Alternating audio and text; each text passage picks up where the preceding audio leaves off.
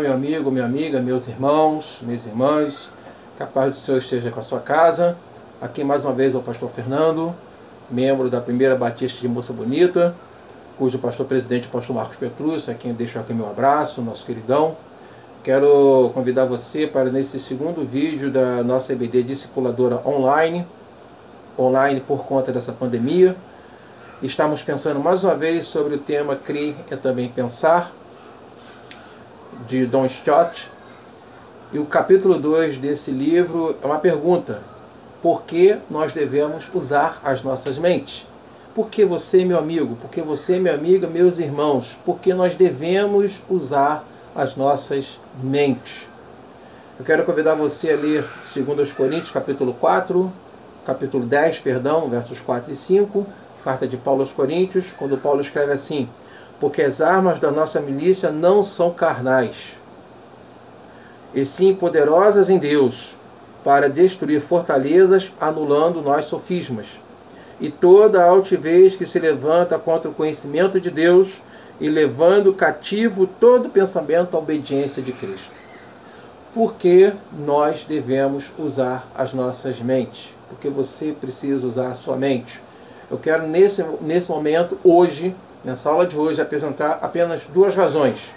Primeiro, porque nós temos uma capacidade de concentração, porque o ser humano possui uma capacidade de concentração poderosa. Deus te fez assim, Deus deu isso para você, deu isso para mim. Nós temos uma capacidade de concentração de raciocínio. A título de exemplo, uma criança de 2, 3 anos de idade, é muito comum você ver uma criança nessa idade já manuseando um celular ou um tablet, às vezes com mais habilidade que o próprio adulto, porque ela pegou, mexeu e conseguiu fazer. Eu aprendi com o meu filho, quando ele tinha 4 anos de idade apenas, a como desinstalar um aplicativo de uma maneira mais rápida. Eu sabia desinstalar, tinha um processo para fazer essa desinstalação, só que uma vez eu resolvi fazer do lado dele, porque ele instalou um jogo no meu celular, precisava de espaço celular, ele falou: não papai, é só fazer assim. Eu falei: caramba, ele me ensinou a como mexer no meu celular, um menino de 4 anos de idade. Então isso é próprio do ser humano, já vem desde pequeno essa capacidade de raciocínio. Fato é que a nossa história, a história da humanidade, ela é repleta de homens que conseguiram se concentrar nos seus estudos, nas suas ideias, e conseguiram descobrir coisas que inclusive muitas delas influenciam a nossa vida no dia de hoje. A título de exemplo, Abraham Bell, em 1876, foi o inventor do telefone. O telefone se desenvolveu muito porque as pessoas depois pegaram a ideia, formataram a sua imagem, a sua configuração, o seu perfil, e hoje nós temos aparelhos poderosos celulares. Há quem diz que o telefone, quando tinha fio, as pessoas eram mais livres, né?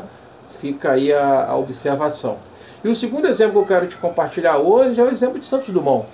Em 1906, ele fez o primeiro voo com o seu 14 bis. E a ideia de Santos Dumont influencia muito os dias de hoje por conta do avião, em podermos atravessar o oceano em 12 horas, em média, ou menos talvez, dependendo do percurso, de avião, voando. Antigamente era possível somente de navio e dias de viagem. Agora, com questões de horas, você consegue estar do outro lado do oceano. Então, essa história é repleta desses exemplos, né? É importante a gente estar observando que quando a gente coloca a nossa mente para pensar, para concentrar, as coisas acontecem, as coisas fluem. Principalmente quando nós pedimos a orientação de Deus. E Deus quer fazer exatamente isso, atingir a nossa mente. Só a título de exemplo, no livro de Juan Carlos Ortiz, intitulado O Discípulo, título do livro, de 1976. Na página 49 desse livro, o autor registra o seguinte: quando o caçador sai para a caça, ele mira a cabeça da caça, não mira a cauda da caça. Por quê? Porque se ele mirar a cabeça e acertar, ele vai atingir todo o corpo. É exatamente isso que Deus quer fazer conosco. Só que o caçador atinge a cabeça para ceifar a vida da caça. Deus atinge a nossa mente para preservar a nossa vida. Então, meu amigo, minha amiga, meu irmão, minha irmã, Nós temos a propriedade de concentração, de pensamento, e Deus quer atingir essa nossa capacidade para preservar a minha vida e a tua vida.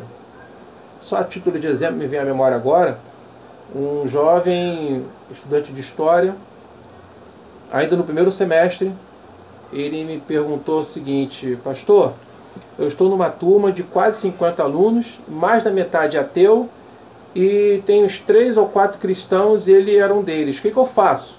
Eu falei: se cuida para você não ser o próximo ateu. Ou seja, cuida da sua mente, cuida do seu coração, cuida da sua capacidade de raciocinar na palavra do Senhor, para que a cada dia, meditando nessa palavra, através da sua compreensão, o próprio Deus vai alimentando a sua fé. E o segundo motivo pelo qual nós precisamos raciocinar, usar as nossas mentes, é porque nós simplesmente somos criados para isso. Deus nos fez à imagem e semelhança dele. E um dos privilégios que nós temos de sermos a imagem e semelhança de Deus, justamente a faculdade, a capacidade de pensar, de raciocinar, de agir de maneira diferente dos animais. E Deus acredita na nossa capacidade de raciocínio, de concentração. Só vale lembrar que em Gênesis capítulo 2 e capítulo 3 nós verificamos isso. Que Deus, quando criou o mundo, fez o homem. Depois que fez o homem, ele convidou esse homem para dar nome às suas obras, ao nome que ele fez, ao nome de tudo que ele criou, ao nome aos animais, nome às árvores, nome às plantas. O homem deu nome a tudo. Ora, se você hoje tiver um filho ou uma filha, muito provavelmente você não vai dar a outra pessoa a oportunidade de dar o nome do seu filho. Isso pode até acontecer, mas é muito raro isso. Normalmente é você mesmo que dá o nome do seu filho e da sua filha. E Deus fez exatamente isso. Ele convidou a sua própria criatura para dar nome a todas as coisas que ele fez, porque Deus confiou e confia na nossa capacidade de raciocínio. Salmo capítulo 32, versículos 8, 9 e 10, diz assim: instruir-te-ei e ensinarei o caminho que deve seguir. Veja como o salmista começa, inspirado por Deus. Instruir-te-ei e te ensinarei. Ou seja, vai fazer o que compete à nossa capacidade de raciocinar. Nós vamos ser instruídos pela mente, nós vamos ser ensinados pela mente. Instruir-te-ei e te ensinarei o caminho que deve seguir, e sob as minhas vistas te darei conselho. Não sejas como o cavalo ou como a mula, ou seja, não sejas como um animal, sem entendimento, sem raciocínio, sem se concentrar, não haja por impulso, os quais com freios e cabrestos são dominados, e de outra sorte não te obedeceriam. Muito sofrimento terá de curtir o ímpio, ou seja, o que não se aproxima de Deus, o que não deixa sua mente ser alcançada por Deus.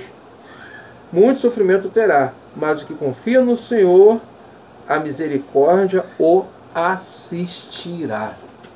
Então você, meu amigo, minha amiga, também está ouvindo hoje a orientação do salmista e a orientação do próprio apóstolo Paulo aos Coríntios, quando diz: nós, orientados por Deus, orientados pela sabedoria de Deus, temos que levar cativo todo conhecimento aos pés do Senhor.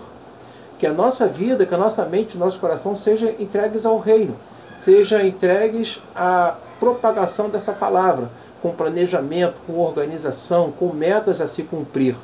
Isso é muito importante para nós, meta a cumprir. E caminhando para a nossa conclusão, eu quero citar com você apenas 2 exemplos de animais com os quais nós aprendemos muito. Formiga. Provérbios 6,6, nós vemos escrito da seguinte forma: vai ter com a formiga, ó preguiçoso. Vai ter com a formiga. Porque a formiga é um serzinho tão pequenininho, mas que age com planejamento. Trabalha muito em equipe. Dificilmente você vê uma formiga sozinha. É muito raro isso. Você vê sempre em grupo, em conjunto, executando determinada atividade. Então temos muito a aprender com a formiga. Um outro exemplo é o exemplo dos pássaros, que voam de um ponto ao outro. Pássaros migratórios. Dizem que quando os pássaros voam em U, não em seta, conforme coloca os desenhos, mas em U, em fileira, Quando bate a asa, o bater de asa gera um vácuo. E esse vácuo aumenta a capacidade de voo do que vem atrás em até 70%. Isso significa dizer o seguinte: se um sozinho consegue voar 10 km, eles em conjunto conseguem voar 17 km. E quando um começa a sair do grupo, o que tá visualizando o distanciamento, ele chama de volta. Como quem diz assim: volta, eu preciso de você. Porque sem você a gente não vai conseguir chegar onde nós precisamos chegar. O conjunto sim vai conseguir chegar. E o pássaro que está na frente liderando o comboio, né? Não tem ninguém na frente dele para gerar esse vácuo no bater de asa. Então o que eles fazem? Inteligentemente, fica revezando um com o outro.